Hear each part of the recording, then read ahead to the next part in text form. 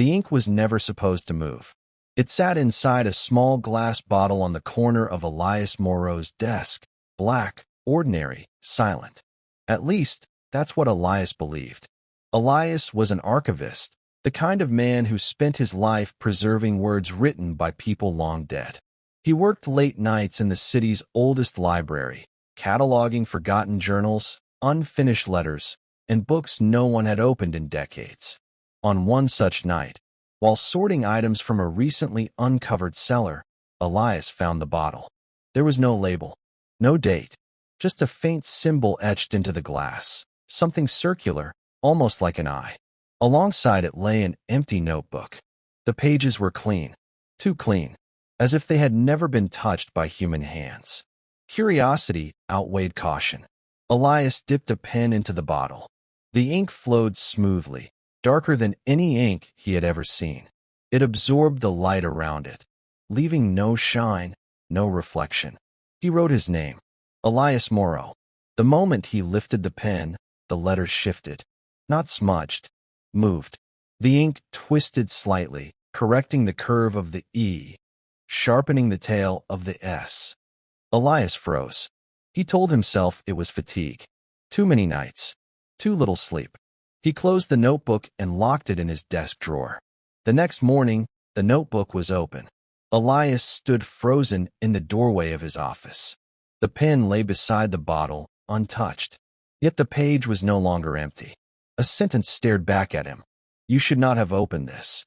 His heart hammered. Security footage showed no one entering the room. No drafts. No vibrations. Only Elias had the key.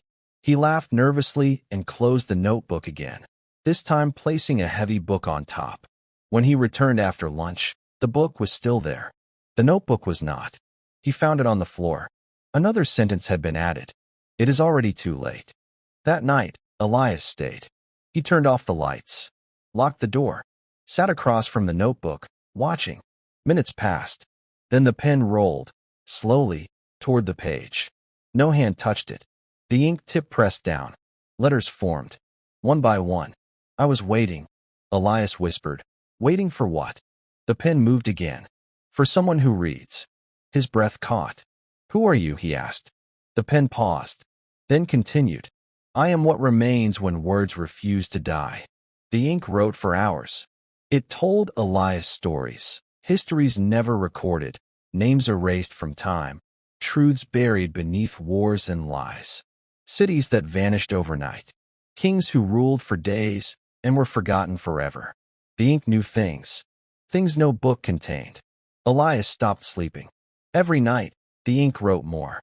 Sometimes it answered questions before he asked them. Sometimes it wrote his thoughts before he could think them. One night, Elias arrived to find a new page filled. You will try to stop this. His hands trembled. I don't want this anymore, he said. The pen scratched sharply. You always say that. Elias tried to destroy it. He poured water into the bottle. The ink darkened, then climbed out of the glass like smoke, returning inside. He burned the notebook. The pages turned black, but the words remained, etched into ash. Desperate, Elias threw both into the river.